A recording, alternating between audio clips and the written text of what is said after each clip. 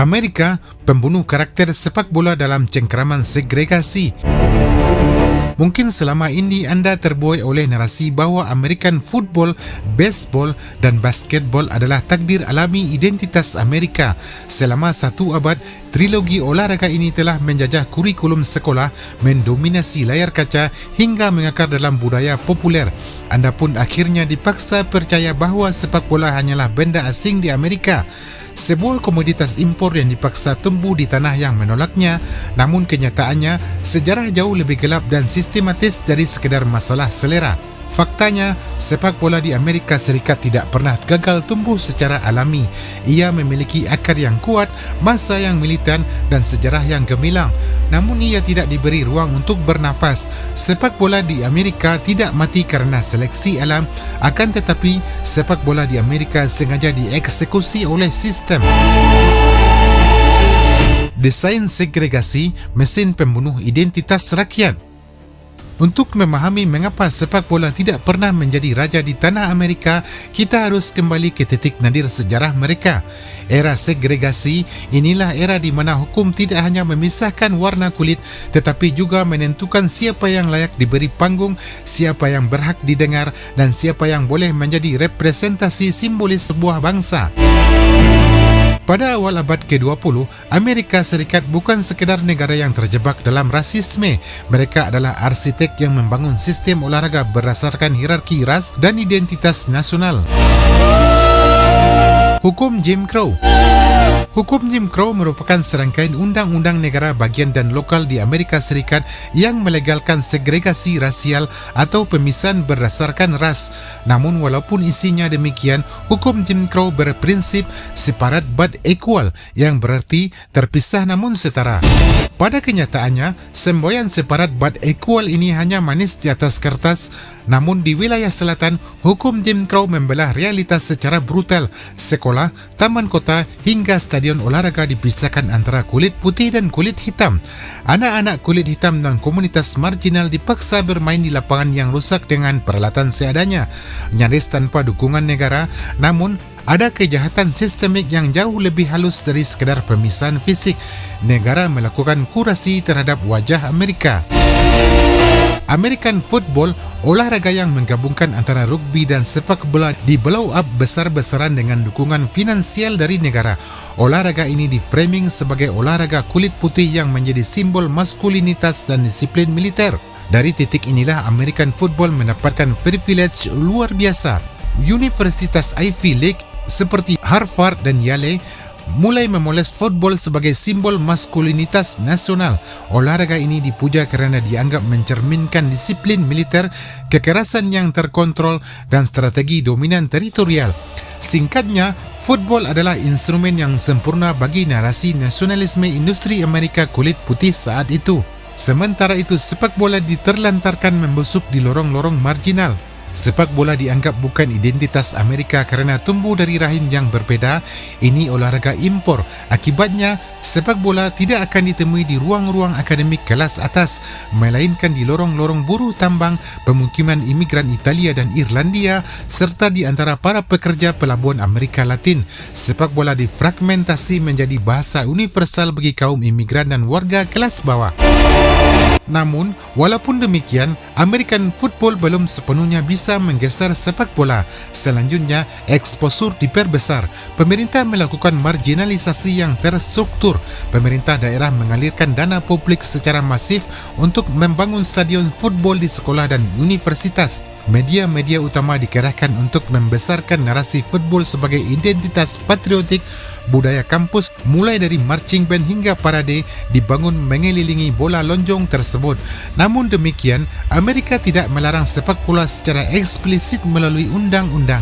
Mereka hanya menciptakan sistem yang memastikan sepak bola tidak pernah memiliki peluang untuk berkompetisi secara adil. Dibiarkan menjadi olahraga jalanan tanpa investasi, tanpa sorotan media dan tanpa infrastruktur nasional. Anomali Amerika, olahraga rakyat sebagai ancaman. Inilah ironi terbesarnya. Di hampir seluruh belahan dunia, sepak bola tumbuh sebagai olahraga rakyat yang dicintai. Namun di Amerika, sepak bola justru dianggap sebagai ancaman sosial. Sepak bola dianggap terlalu internasional, terlalu multikultural, terlalu lekat dengan identitas imigran yang saat itu dicurigai merusak kemurnian budaya Amerika. Akibatnya, American football dipoles menjadi olahraga patriotik, baseball dijadikan simbol nasionalisme, sementara sepak bola didorong ke pinggiran sejarah melalui sebuah pembunuhan karakter yang sistematis. Ini bukan sekedar persaingan antar cabang olahraga, ini adalah penghancuran akar budaya sepak bola organik yang sebenarnya pernah menguasai lanskap industri Amerika jauh sebelum NFL menjadi raksasa miliaran dolar dan jauh sebelum dunia mengenal istilah MLS. Inilah anomali Amerika saat olahraga kolektif dipandang sebagai ancaman ideologi. Di belahan dunia lain, sepak bola perlahan bertransformasi menjadi olahraga rakyat yang mampu menyatukan berbagai kelas sosial. Namun di Amerika, sepak bola justru dianggap sebagai ancaman sosiopolitik. Mengapa? Karena sepak bola dianggap terlalu internasional dan terlalu terbuka. Ia melambangkan identitas para imigran yang saat itu dicurigai kaum nativis sebagai kelompok yang merusak kemurnian budaya Amerika. Penguasa Amerika saat itu tidak hanya rasis, mereka juga xenofobia. Mereka takut bahawa olahraga yang menghubungkan para pendatang ini akan menghalangi proses Amerikanisasi yang sedang mereka gencarkan. Maka sebuah garis demarkasi ditarik. American football diproses menjadi olahraga patriotik untuk mencetak warga negara yang disiplin, sementara sepak bola dikarantina sebagai olahraga kaum luar yang didorong ke pinggiran sejarah. Hegemoni yang terlupakan, era emas sepak bola pekerja. Pada awal dekade 1920-an, Amerika Serikat sedang bertransformasi menjadi epicentrum industri global. Di tengah kepulan asap pabrik baja dan ritme kerja tambang batu bara yang tanpa henti, terjadi mobilisasi massa besar-besaran. Gelombang imigran Eropah membanjiri kota-kota industri seperti Pittsburgh, St. Louis, Fall River, dan Bethlehem. Dalam koper-koper para imigran ini terselip sebuah ideologi olahraga bernama sepak bola. Sepak bola tidak hanya datang sebagai komoditas yang dipaksakan, melainkan organik kultural. Etnis Skotlandia membawa kecanggihan visi passing football, imigran Italia membangun solidaritas melalui klub komunitas, sementara pekerja Inggris mengkonstruksikan sistem liga yang kompetitif. Bagi buruh Eropah Timur, sepak bola adalah satu-satunya katarsis manusiawi setelah dieksploitasi 12 jam di lantai pabrik. Secara instan, lanskap industri Amerika dikuasai oleh sel-sel sepak bola kelas pekerja. Di Pennsylvania hingga Massachusetts, pertandingan antar klub tambang dan komunitas imigran menjadi manifestasi hiburan massa yang masif. Signifikansi olahraga ini bahkan memaksa korporasi-korporasi industri untuk mengadopsi tim sepak bola sebagai instrumen penjaga loyalitas buruh. Pada titik ini, sejarah mencatat sebuah fakta yang kini dikubur dalam-dalam. Sepak bola adalah identitas murni kelas pekerja Amerika jauh sebelum ia dipinggirkan sebagai olahraga elit pinggiran kota. Jika kita melihat lebih dalam, Amerika Serikat sebenarnya telah memiliki struktur profesional yang mapan melalui American Soccer League, sebuah kompetisi yang secara teknis diakui sebagai salah satu yang terkuat di luar hegemoni Eropah dan Amerika Selatan. Klub seperti Bethlehem Steel FC dan Fall River Marksmen bukan sekadar tim lokal. Mereka adalah entitas profesional yang mampu mendatangkan talenta-talenta Eropah yang menyuguhkan standar permainan kelas dunia. Stadion yang penuh sesak dan liputan media yang intensif pada masa itu menjadi bukti otentik bahawa popularitas sepak bola bukanlah sebuah anomali, melainkan realitas yang nyata. Momentum krusial terjadi pada Piala Dunia 1930 di Uruguay. Di panggung global perdana tersebut, Amerika Serikat mencatatkan prestasi yang kini terdengar seperti mitos. Mereka mencapai semifinal, sebuah pencapaian monumental, namun disinilah letak keganjilan sejarah terjadi. Alih-alih dijadikan pilar mitologi nasional, pencapaian semifinal ini justru dibiarkan menguap tanpa jejak dalam memori publik. Saat negara lain akan memuja prestasi serupa sebagai kebanggaan bangsa, mereka justru melakukan pengabaian secara kolektif. Pada fase inilah kemudian sepak bola dipandang sebagai ancaman bagi identitas Amerika. Pada akhirnya, sepak bola dikurung dalam batasan lingkungan buruh, imigran dan kelompok marginal, membangun stigma bahawa sepak bola adalah entitas asing yang tidak kompatibel dengan nilai-nilai Amerika. Namun sepak bola tidak dieksekusi melalui represivitas hukum dan pelarangan fisik, melainkan melalui metode yang jauh lebih mematikan, penghapusan sistematis dari narasi nasional. Dengan fenomena ini, kita mengetahui bahawa sepak bola Amerika tidak kalah bersaing secara alami, namun sengaja dihilangkan agar publik percaya bahawa sepak bola memang tidak pernah punya tempat di tanah Amerika. Anomali popularitas ketika sepak bola mengancam status quo. Terdapat sebuah miskonsepsi sejarah yang dipelihara secara kolektif bahawa sepak bola di Amerika ditakdirkan untuk selalu sepi, dianggap asing dan tertinggal jauh di bawah bayang-bayang NFL atau baseball. Setidaknya itulah yang kita lihat sekarang. Namun, fakta empiris menunjukkan realitas yang berbeda. Pada awal abad ke-20, peta kekuatan olahraga Amerika masih bersifat cair. Belum ada hegemoni mutlak dari liga-liga besar yang kita kenal hari ini. Di pusat-pusat jantung industri, sepak bola bukan sekadar alternatif. Sepak bola menjadi tontonan utama kelas pekerja. Klub-klub seperti Bethlehem Steel FC, Pal Ripple Marksmen hingga unit-unit komunitas di San Luis dan Pennsylvania memiliki daya pikat massa yang masif. Pertandingan rutin mampu menyedot 10,000 hingga 15,000 penonton. Bahkan angka tersebut kerap menembus 20,000 pada laga-laga krusial. Secara statistik, angka ini merupakan fenomena luar biasa untuk lanskap olahraga Amerika pada tahun 1920-an, terutama jika dibandingkan dengan NFL yang saat itu masih berupa organisasi yang tidak stabil. Penting untuk mencatat posisi relatif olahraga lain pada masa itu.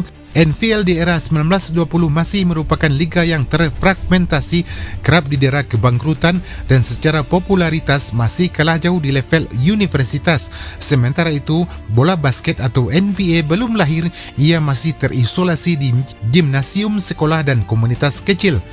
Memang benar, baseball telah mapan secara rasional, namun di kantong-kantong industri imigran, sepak bola justru mampu membangun dominasi yang signifikan. Di kawasan pertambangan Pennsylvania misalnya, loyalitas massa terhadap klub komunitas jauh melampaui ketertarikan mereka pada olahraga lain. Hal ini terjadi karena sepak bola tidak dipandang sebagai hiburan semata, melainkan sebagai manifestasi identitas kelas pekerja. Atmosfer pertandingan saat itu adalah prototipe kultur sepak bola organik yang seharusnya tumbuh di Amerika. Buruh tambang Skotlandia hadir dengan atribut klub mereka. Komunitas Italia mengisi tribun dengan nyanyian identitas dan anak-anak imigran mentransformasikan jalanan menjadi lapangan permainan. Amerika pada titik itu sedang berada di ambang kelahiran budaya sepak bola yang murni beberapa dekade sebelum MLS mencoba merekayasanya kembali. Namun terdapat perbezaan fundamental dalam mekanika pertumbuhan mereka. Sepak bola pada masa itu tumbuh secara swadaya tanpa intervensi negara, tanpa dukungan siaran nasional, tanpa injeksi sponsor raksasa dan tanpa legitimasi universitas elit. Popularitasnya adalah hasil dari dorongan alami masyarakat akar rumput. Sebaliknya, American football dikonstruksikan secara institusional. Ia didanai oleh lembaga pendidikan, dibesarkan oleh universitas-universitas elit, dipromosikan secara agresif oleh media massa, dikapitalisasi oleh politikus sebagai simbol nasionalisme Amerika yang baru. Oleh kerana itu, stigma yang menyatakan bahawa rakyat Amerika secara genetik tidak menyukai sepak bola tidaklah sepenuhnya benar. Sejarah mencatat adanya periode krusial di mana sepak bola menjadi potensi real untuk menjadi olahraga utama di Amerika Serikat. Namun potensi tersebut tidak dibiarkan tumbuh dan berkembang menjadi industri dengan sendirinya. Sepak bola dihancurkan secara sistematis. Mekanisme segregasi, arsitektur sosial dalam marginalisasi sepak bola. Tanpa memahami bagaimana sistem segregasi bekerja, kita tidak akan pernah paham kenapa sepak bola gagal menjadi identitas Amerika. Segregasi bukan sekadar rasisme biasa, ia adalah sistem politik yang sengaja dirancang untuk memisah-misahkan orang berdasarkan ras, kelas ekonomi dan asal-usul budaya. 1. Genealogi politik. dari penghapusan perbudakan menuju Jim Crow laws. Setelah perbudakan dihapus secara hukum di akhir abad ke-19, kelompok elit kulit putih merasa terancam. Mereka takut kalau jutaan orang kulit hitam yang baru merdeka akan mendapatkan posisi yang setara. Ketakutan ini melahirkan Jim Crow laws. Aturannya sederhana tapi licik, separate but equal, terpisah tapi setara. Kenyataannya tidak pernah ada yang setara. Semua ruang publik dipisah, sekolah, rumah sakit, transportasi hingga toilet pun dipisah. Dunia olahraga juga ikut terseret dalam aturan main yang diskriminatif ini. 2. Representasi mikrokosmos stadion sebagai cermin politik nasional. Lapangan olahraga di Amerika Serikat saat itu adalah cerminan dari apa yang terjadi di dunia politik. Segregasi memastikan adanya perbedaan fasilitas yang sangat jauh. Anak-anak kulit putih mendapatkan sekolah dengan fasilitas mewah dan lapangan football yang megah. Sebaliknya, komunitas kulit hitam dan imigran harus puas bermain di lapangan seadanya tanpa dukungan dana sedikit pun dari negara. Olahraga berubah fungsi, bukan lagi soal permainan, tapi soal menentukan siapa yang pantas dianggap orang Amerika sejati dan siapa yang tetap dianggap sebagai orang asing. 3. Analisis risiko sosiologis. Mengapa sepak bola dianggap berbahaya? Sepak bola punya satu sifat yang membuat sistem segregasi ketakutan. Kebersamaan yang sulit dikontrol. Di lapangan sepak bola terjadi percampuran identitas. Orang Italia bermain bersama orang Irlandia, buruh pelabuhan bermain bersama imigran miskin, dan komunitas Latin bermain bersama pekerja Eropah Timur. Sepak bola menciptakan ruang sosial yang cair di mana orang dari berbagai latar belakang bisa bersatu. Bagi sistem Amerika yang sedang bersemangat melakukan fragmentasi, persatuan ini dianggap sebagai ancaman. Amerika ingin olahraga yang patriotik dan militeristik seperti American football, bukan olahraga global yang membuat semua orang merasa setara. 4. Dikotomi strategis, perbedaan segregasi de jure dan de facto. Segregasi di Amerika bekerja dengan dua cara yang saling melengkapi. Pertama, segregasi de jure, pemisihan yang resmi tertulis dalam hukum seperti aturan sekolah khusus ras tertentu. Kemudian yang kedua, segregasi secara de facto. Model ini yang jauh lebih licik. Tak ada hukum tertulis yang melarang sepak bola, tapi negara sengaja tidak memberikan dana publik, media tidak meliput dan universitas tidak menjadikan prioritas. Hasilnya tetap sama, sepak bola mati perlahan kerana aksesnya diputus secara halus tanpa pemerintah harus membuat surat pelarangan resmi. Rekayasa institusional, strategi sistematis dalam menghapus sepak bola. Pasca keberhasilan Amerika Serikat menembus semifinal Piala Dunia 1930, negara mulai bergerak secara senyap. Pemerintah tidak melarang sepak bola secara terang-terangan, melainkan melalui pengendalian budaya, media, pendidikan dan ekonomi. Di sinilah segregasi secara de facto atau pemisahan secara praktik benar-benar bekerja untuk mematikan sepak bola. Berikut kita lihat bagaimana sistem politik segregasi ini mengekang sepak bola secara sistematis. 1. Marginalisasi naratif, peran media dalam menciptakan hierarki olahraga. Langkah pertama dilakukan melalui media cetak. Pada tahun 1930-an, media merupakan alat pembentuk opini publik yang paling kuat. Media besar secara perlahan menciptakan kasta dalam olahraga. Surat kabar arus utama memberikan ruang yang sangat luas bagi baseball dan football Amerika. Football kampus bahkan diliput layaknya sebuah perjuangan patriotik bangsa. Sebaliknya, sepak bola nyaris tidak terlihat. Jikapun diberitakan, posisinya hanya di kolom kecil olahraga komunitas. Pesan yang ingin disampaikan sangat jelas, sepak bola bukan milik Amerika, melainkan milik orang asing. 2. Hegemoni kurikulum, penguasaan sistem pendidikan dan pembinaan. Langkah kedua adalah mengontrol jalur anak muda melalui sekolah dan universitas. Amerika sadar bahawa identitas olahraga nasional harus ditanamkan sejak dini. Dana pendidikan dan fasilitas olahraga publik diarahkan besar-besaran untuk football Amerika. Sekolah membangun stadion, universitas memberikan beasiswa, dan American football dijadikan pusat budaya sekolah. Sementara itu, sepak bola sengaja dibiarkan di luar struktur utama. Tanpa investasi dan sistem pembinaan, anak-anak Amerika tumbuh dengan doktrin bahawa football adalah masa depan, sedangkan sepak bola hanyalah hobi imigran. 3. Defisit infrastruktur pengiringan dukungan fasilitas publik. Pemerintah daerah juga memegang peran kunci dalam menghambat sepak bola. Fasilitas publik yang berkualitas hampir selalu diprioritaskan untuk American football dan baseball.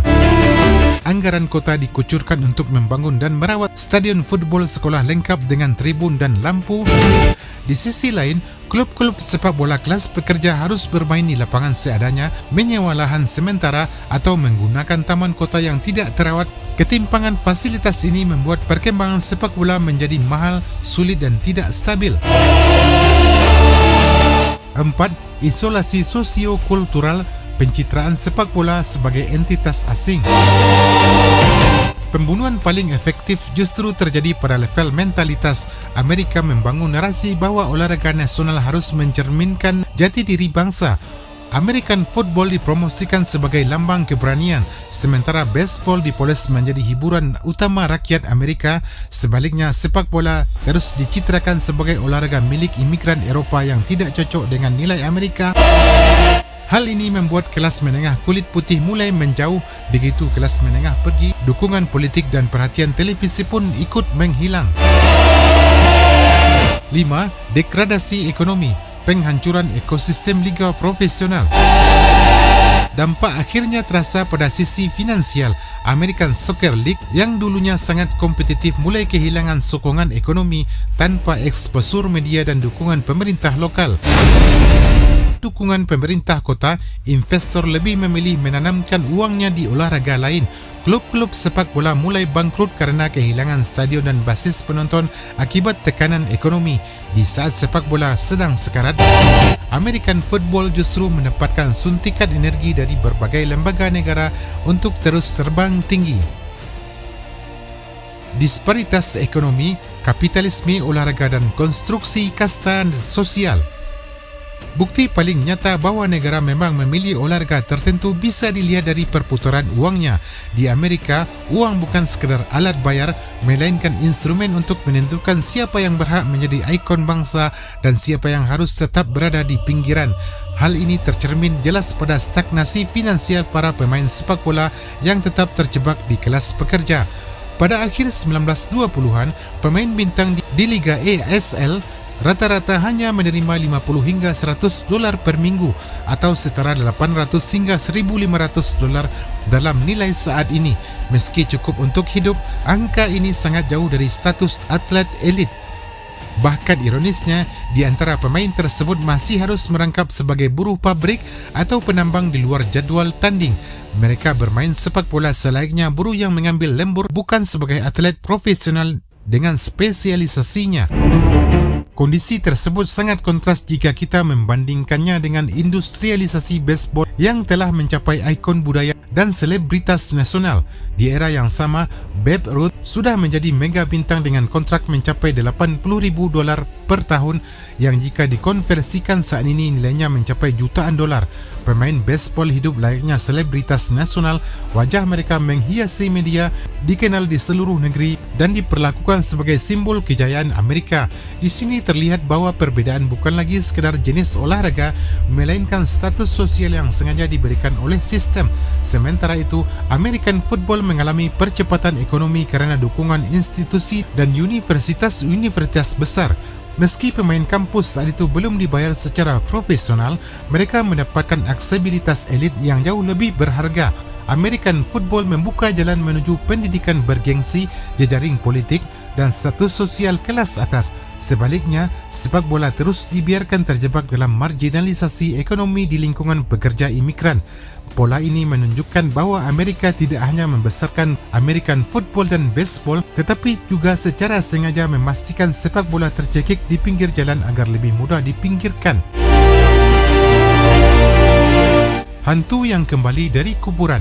Sepak bola Amerika nyaris seperti hantu, tidak terlihat, tidak dianggap ada, tidak dibicarakan media nasional, liga-liganya melemah, basis suporternya tercerai-berai dan Amerika sudah sepenuhnya jatuh ke dalam budaya American football, baseball dan basket.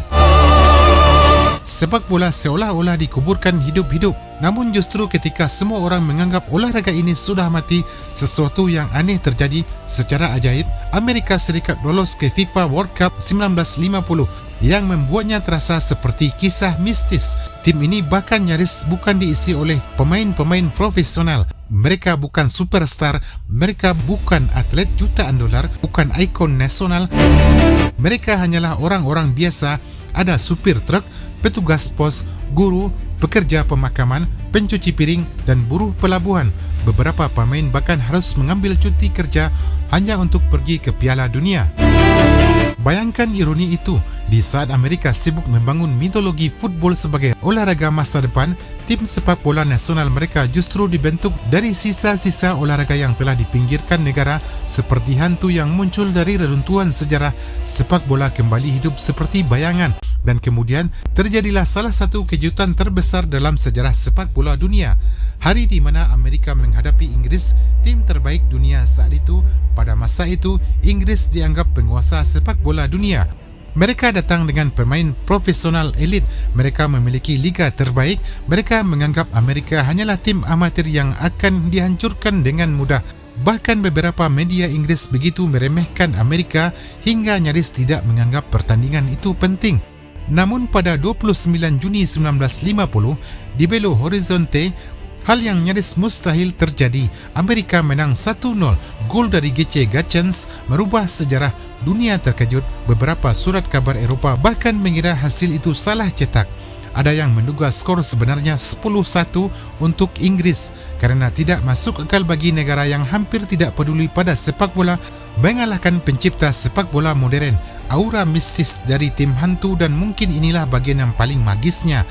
Tim Amerika itu seperti muncul dari dimensi lain. Mereka tidak punya liga kuat, tidak punya dukungan negara, tidak punya media nasional, tidak punya status sosial, tetapi mereka datang mengalahkan raksasa dunia lalu kemudian menghilang seperti hantu.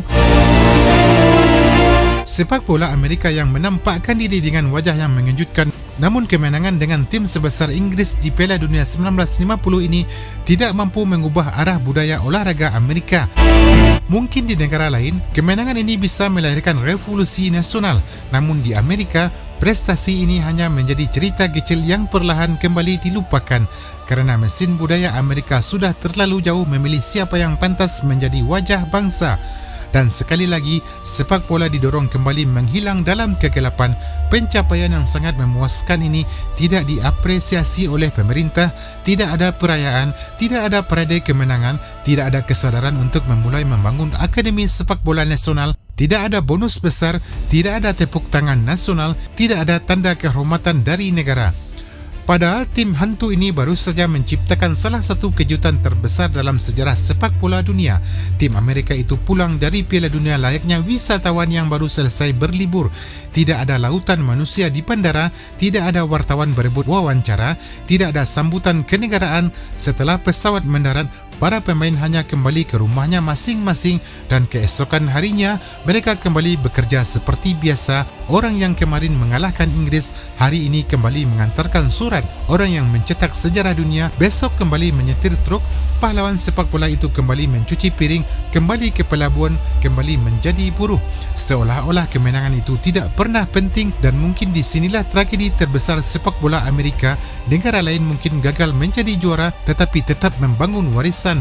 Amerika justru mendapatkan keajaiban warisan itu lalu memilih untuk mengabaikannya. Karena masalah terbesar sepak bola Amerika bukan bakat, bukan juga prestasi, melainkan fakta bahawa negara ini sejak awal tidak pernah benar-benar ingin sepak bola menjadi bagian dari identitas nasional mereka. Bayangkan jika kemenangan itu terjadi di negara lain. Mungkin stadion akan dibangun, anak-anak akan mulai bermain bola di jalanan, pemerintah akan membentuk sistem pembinaan nasional. Tetapi di Amerika, keajaiban itu hanya lewat seperti bayangan, dan perlahan hantu sepak bola Amerika kembali menghilang.